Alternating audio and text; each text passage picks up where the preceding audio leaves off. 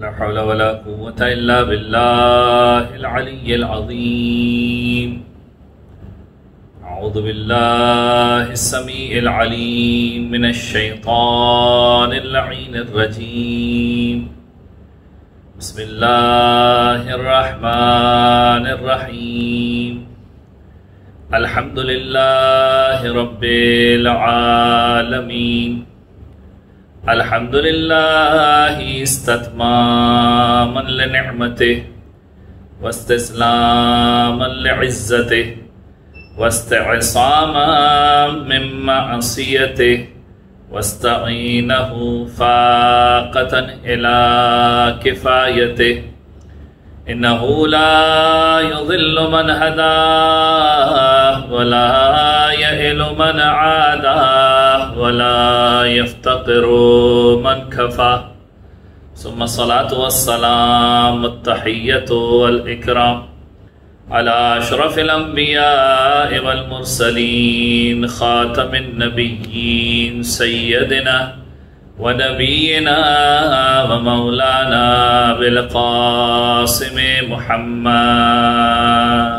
اللهم صل على محمد وآل محمد وأهل بيته الطيبين الطاهرين المعصومين المظلومين ولعنة الدائمة على أعدائهم ومنكر فضائلهم وغاصب حقوقهم من يوم ظلمهم إلى يوم الدين.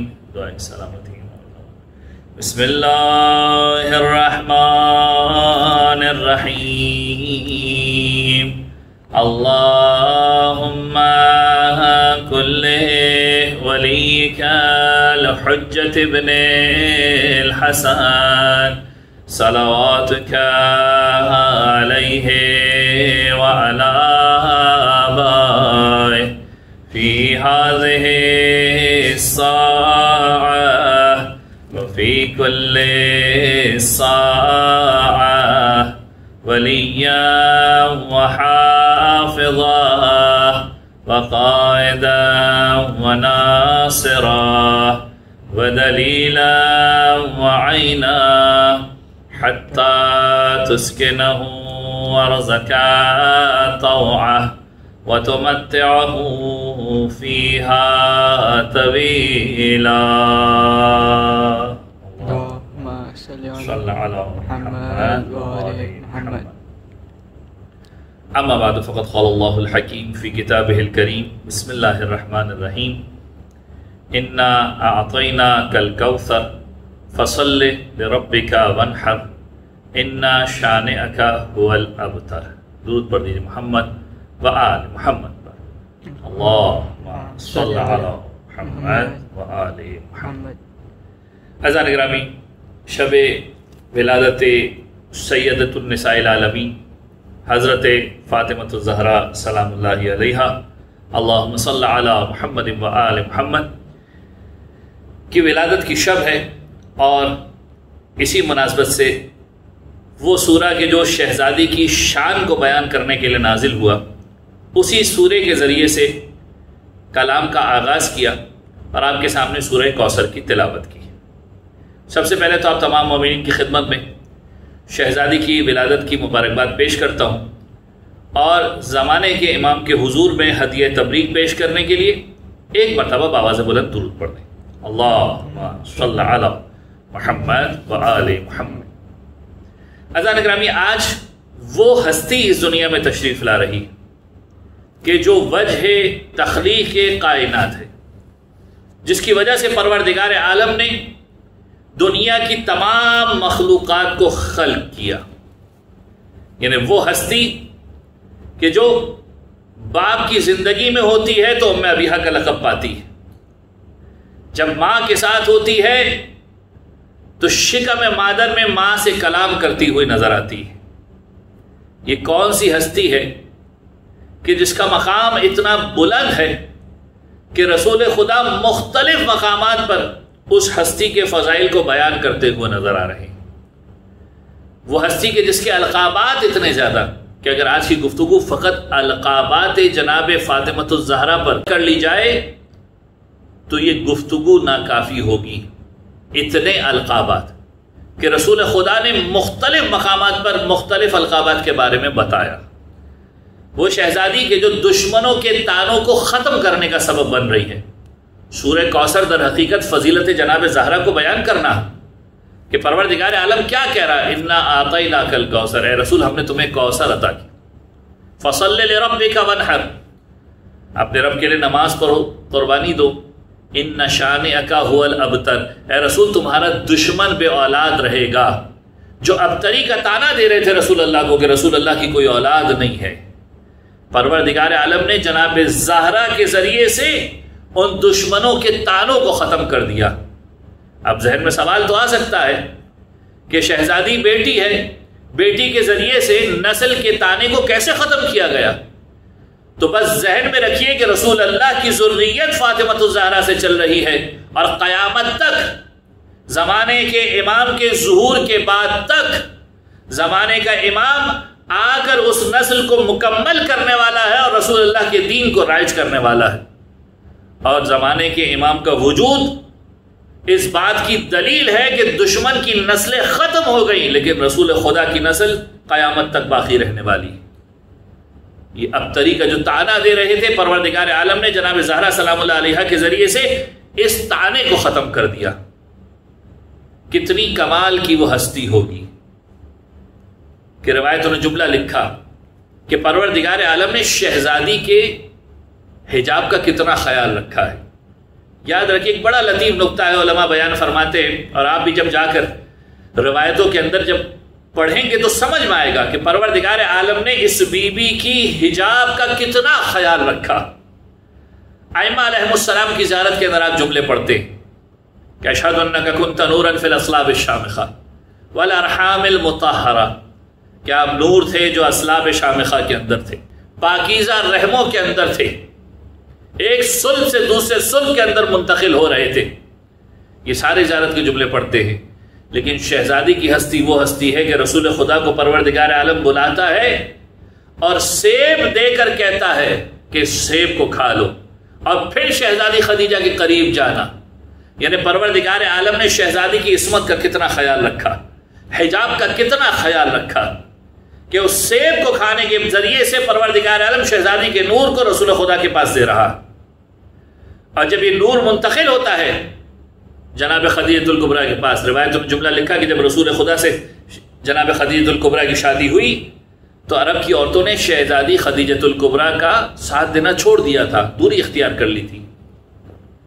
شکم کے اندر موجود یہ بیٹی ماں کی غم گساری کیا کرتی تھی، پیٹ میں موجود یہ بچہ ماں کے ساتھ کلام کیا کرتا تھا، اور رسول خدا فرماتے تھے کہ تمہاری بیٹی ہے، پروردگار عالم اس کے ذریعے سے زمانے کو منور کرے گا اور اس کی اولاد کے ذریعے سے نسل کو تمام کرے گا.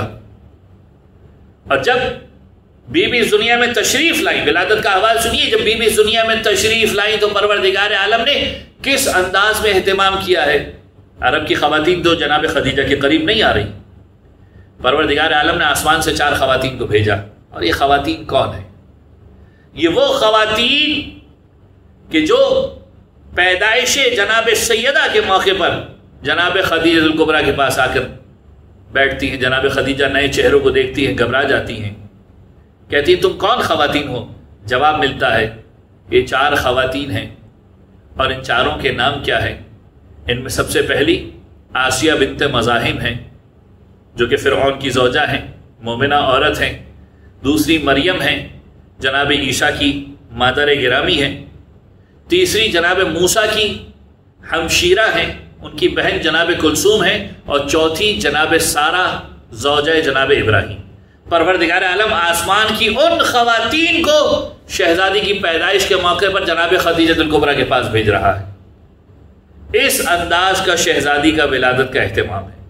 اور پھر روایتوں نے جملے لکھے، شہزادی جب اس دنیا میں آئی تو ایسا نور ساطع ہوا کہ مکے کے ہر گھر میں وہ نور پہنچ گیا.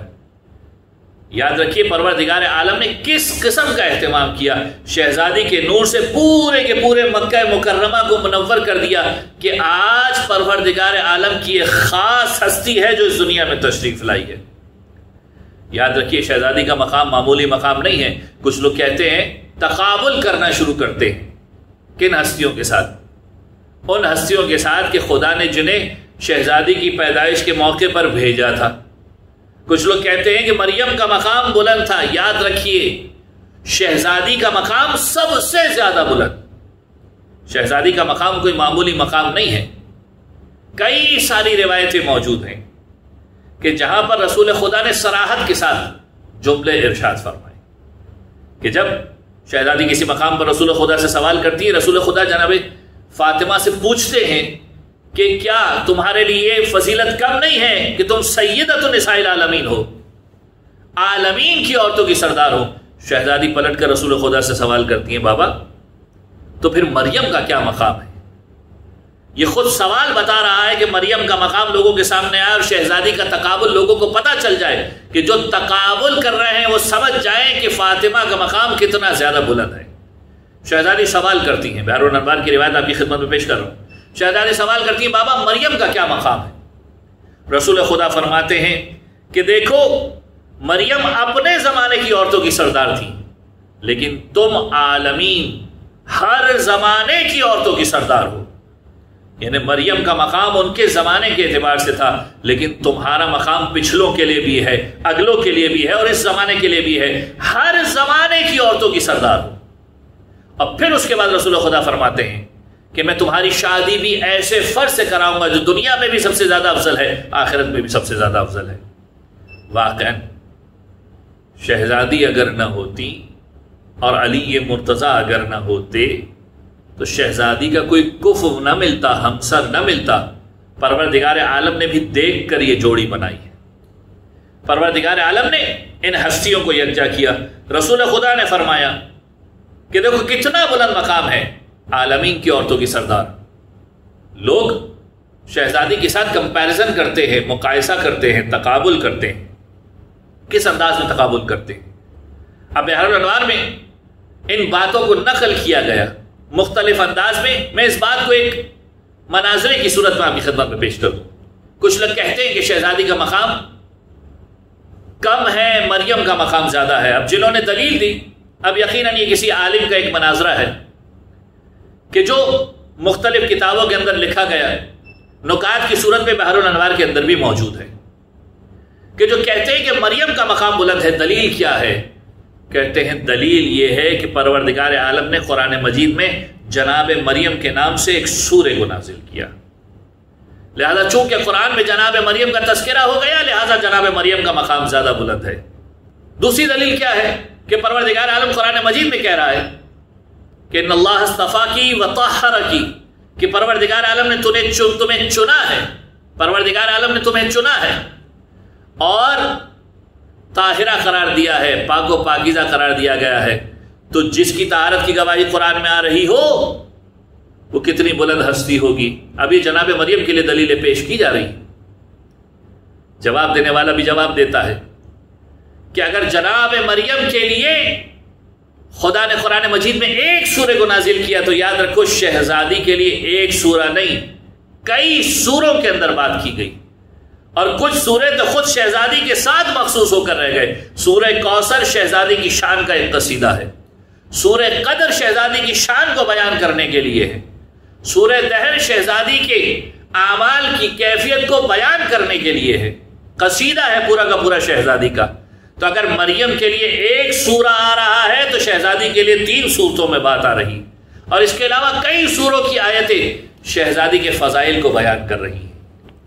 یاد رکھیے سورہ قدر کیا مماثلت ہے شہزادی کے ساتھ۔ صادق آل محمد امام جعفر صادق علیہ السلام سے جب کسی نے آ کر سوال کیا، اللہم صلی علی محمد و آل محمد، کہ یہ بتائیے مولا سورہ قدر میں لیلۃ القدر سے کیا مراد ہے؟ ذہن میں رکھیے لیلۃ القدر یعنی وہ رات کہ جو شب قدر کی رات ہے، کہ جس میں پروردگار عالم سارے کے سارے امور حکیمانہ کو مقدر فرماتا ہے، اور اس کی خاصیت یہ ہے کہ یہ طے رات نہیں ہے، پتہ نہیں ہے کسی کو کہ اصلی رات کون سی ہے. یعنی شب قدر وہ رات ہے کہ جس کی معرفت سے تم محروم ہو. اب امام کے جواب کو سنیے. امام فرماتے ہیں لیلۃ القدر میں لیلہ سے مراد ہماری جدہ فاطمۃ الزہرا ہے، کیونکہ تم شہزادی کے حق کی معرفت سے محروم ہو. تم جس طریقے سے انہیں پہچاننے کا حق ہے اس انداز میں شہزادی کو نہیں پہچانتے. یعنی در حقیقت شہزادی کی فضیلت اتنی زیادہ ہے کہ کوئی انسان شہزادی کی معرفت کے لیول کو پہچان ہی نہیں سکتا. اور یہ مماثلت ہے سورہ قدر لیلۃ القدر میں اور شہزادی کے اندر، کہ تم شہزادی کے مقام و منزلت سے آگاہ نہیں ہو سکتے، تم شہزادی کے مقام و منزلت کو نہیں سمجھ سکتے جس طریقے سے لیلۃ القدر کو نہیں سمجھ سکتے. اور پھر امام فرماتے ہیں جس نے لیلۃ القدر کے مفہوم کو سمجھ لیا اس نے در حقیقت پروردگار عالم کی قضاء و قدر کو سمجھ لیا. جس نے شہزادی کے اصل مقام کو سمجھ لیا اس نے گویا پروردگار عالم کی قضاء و قدر کو سمجھ لیا.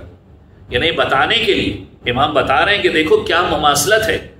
یہ خود سورہ قدر شہزادی کی فضیلت کو بیان کر رہا ہے کہ جس طریقے سے لیلۃ القدر کو تم نہیں پہچان سکتے، شہزادی کے مقام و منزلت کو نہیں پہچان سکتے. لوگ در حقیقت شہزادی کے مقام و منزلت سے دور ہیں، معلوم نہیں ہے شہزادی کا مقام و مرتبہ. تو جو جناب مریم کا تقابل کر رہے ہیں شہزادی کے ساتھ، وہ کہتے ہیں جناب مریم کی شان میں قرآن مجید میں ایک سورہ نازل ہوا، تو شہزادی کی شان میں سورہ کوثر بھی نازل ہوا، سورہ قدر بھی نازل ہوا، سورہ دہر بھی نازل ہوا. اور جو کہتے ہیں کہ جناب مریم کی شان میں پروردگار عالم نے کہا کہ اے مریم پروردگار عالم نے تمہیں پاک و پاکیزہ قرار دیا، تو قرآن مجید نے جب جناب مریم کا تذکرہ کیا تو جملہ کہا ان اللہ اصطفاکی و طہرکی.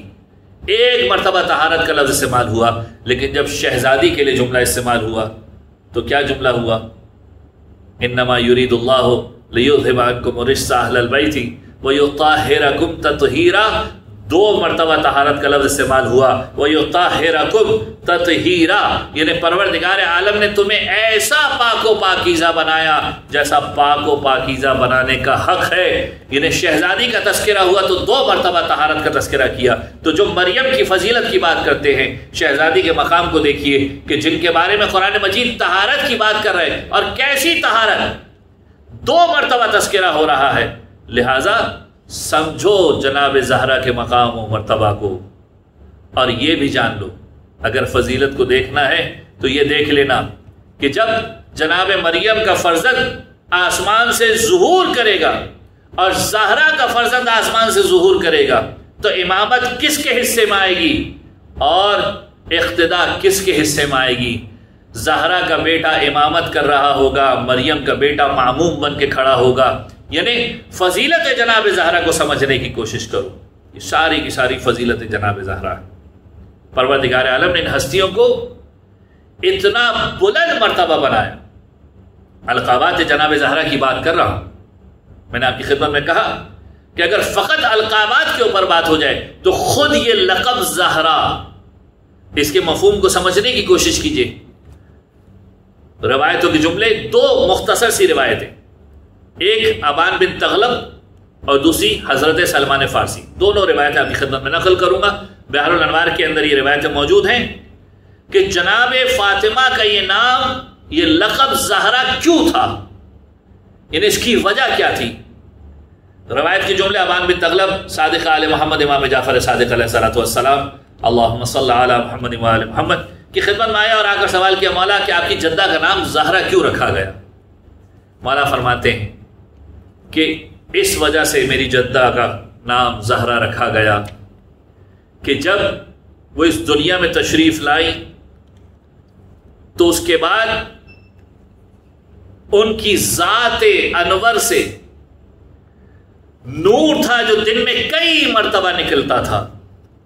اور یہ نور کوئی معمولی نور نہیں تھا، ایسا نور ہوتا تھا کہ ہر مقام اس نور سے روشن ہو جایا کرتا تھا. کیفیت یہ ہوا کرتی تھی کہ شہزادی جب عبادت کے لیے کھڑے ہوا کرتی تھی صبح کے وقت کھڑے ہوا کرتی تھی، ایک نور نکلتا تھا، لوگ رسول خدا کی خدمت میں آتے تھے، آ کر پوچھتے تھے یا رسول اللہ یہ روشنی کیسی ہے؟ رسول خدا کہتے تھے جاؤ جناب زہرا کے گھر دیکھو کیا ہو رہا ہے۔ دیکھتے تھے جناب زہرا عبادت میں مشغول ہیں اور اس گھر سے ایک ایسا نور بلند ہو رہا ہے کہ جس نے پورے کے پورے علاقے کو منور کر کے رکھ دیا۔ جب ظہر کا وقت آتا تھا پھر شہزادی مصلی عبادت کے اوپر بیٹھتی تھی، زرد رنگ کا ایک نور منور ہوتا تھا، طلوع ہوتا تھا۔ لوگ حیران ہو کر رسول خدا کے پاس آتے تھے، سوال کرتے تھے یا رسول اللہ یہ کیسا نور ہے کہ جو نور ہر در و دیوار کے اوپر چھا گیا ہے؟ رسول خدا کہتے تھے در زہرا کے اوپر جا کر دیکھو۔ لوگ آتے تھے، دیکھتے تھے کہ شہزادی مصلی عبادت کے اوپر ہے زرد رنگ کا نور کہ جس نے پورے کے پورے علاقے کو منور کر کے رکھ دیا۔ پھر جب غروب آفتاب کا وقت آتا تھا شہزادی کا چہرہ خوشی سے چمک رہا ہوتا تھا، شکرانے کی وجہ سے شہزادی کے چہرے کا رنگ سرخ ہو جایا کرتا تھا، اور یہ سرخ نور اس انداز میں طلوع ہوا کرتا تھا کہ لوگ پھر رسول خدا کے پاس آتے تھے یا رسول اللہ یہ کیسا نور ہے؟ رسول خدا کہتے تھے در زہرا پر جا کر دیکھو۔ لوگ آتے تھے در زہرا پر، دیکھتے تھے سرخ رنگ کا نور تھا کہ جو پورے کے پورے علاقے کو منور کر دیا کرتا تھا۔ امام فرماتے ہیں یہ وہ نور تھا کہ جو امام حسین علیہ السلام کی ولادت کے وقت تک شہزادی کے پاس موجود تھا، اور پھر اس کے بعد یہ نور امام حسین کی اولاد میں منتقل ہو گیا، اور ہم ائمہ کے چہروں سے یہ نور ساطع ہوتا ہے، اور اس کے بعد یہ نور جناب زہرا کے پاس نہیں تھا، اولاد امام حسین کے اندر چلتا رہا۔ اس نور کی وجہ سے شہزادی کو زہرا کہا جاتا تھا۔ یاد رکھیے کوئی معمولی نور نہیں ہے۔ سلمان فارسی روایت کو نقل فرماتے ہیں کہ جناب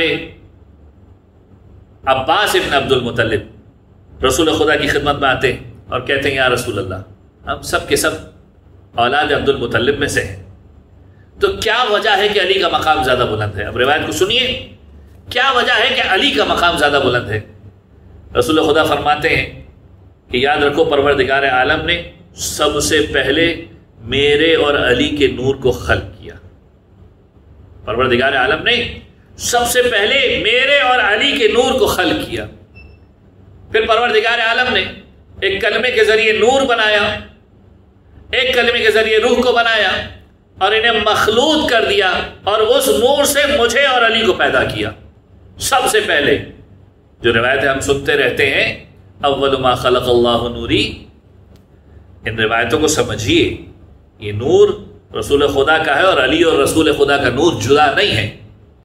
رسول خدا فرماتے ہیں کہ پروردگار عالم نے ہمارے نور سے زمین و آسمان کی تخلیق کی۔ کس انداز میں کی؟ رسول خدا فرماتے ہیں کہ پروردگار عالم نے میرے نور سے عرش کے نور کو خلق کیا،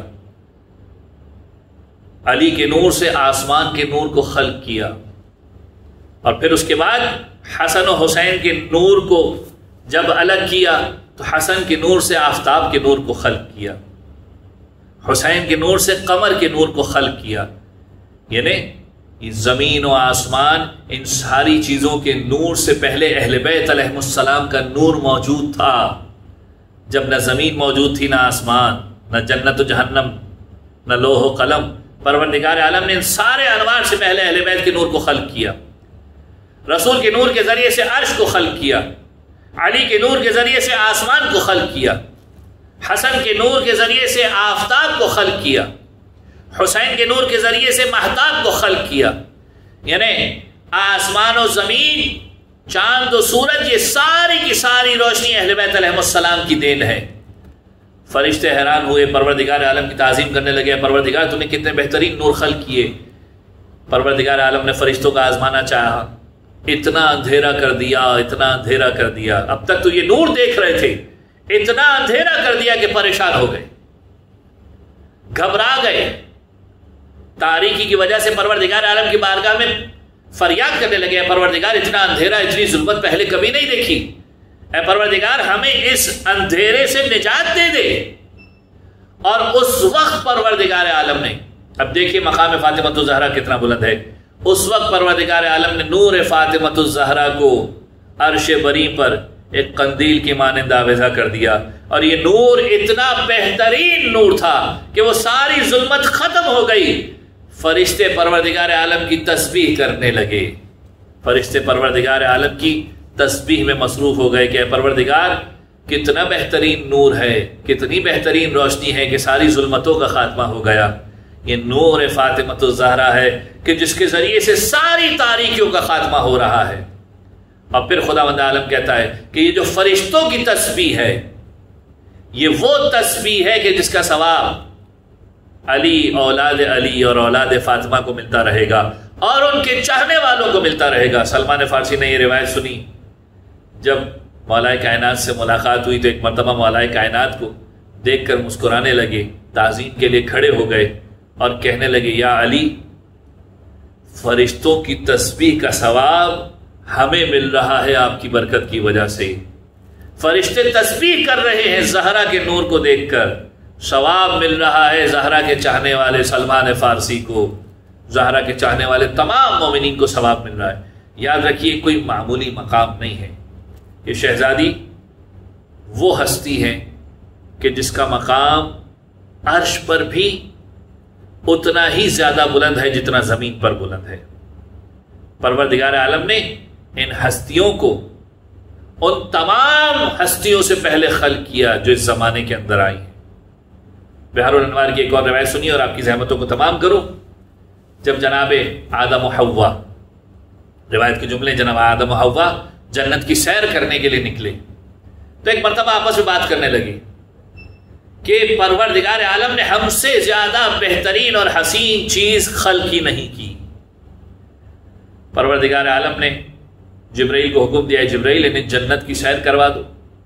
جب جنت کی سیر کرنے کے لیے نکلے تو دیکھا کہ ایک مسند ہے جس کے اوپر ایک خوبصورت حور بیٹھی ہوئی ہے، ایسی حور ہے کہ جس کی روشنی سے، جس کے نور سے پوری کی پوری جنت منور ہو چکی ہے۔ حیرانی سے دیکھنے لگے کہ یہ حور کتنی خوبصورت ہے، اس کا نور کتنا بلند ہے، اور اس کے سر پر تاج ہے، اس کے کانوں میں گوشوارے ہیں جو چمک رہے ہیں، اس کے سر کا تاج اتنا چمک رہا ہے کہ پوری کی پوری جنت کو منور کر رہا ہے۔ ایک مرتبہ جبرائیل سے سوال کرنے لگے، اے جبرائیل یہ بتاؤ کہ یہ کون سی ہستی ہے؟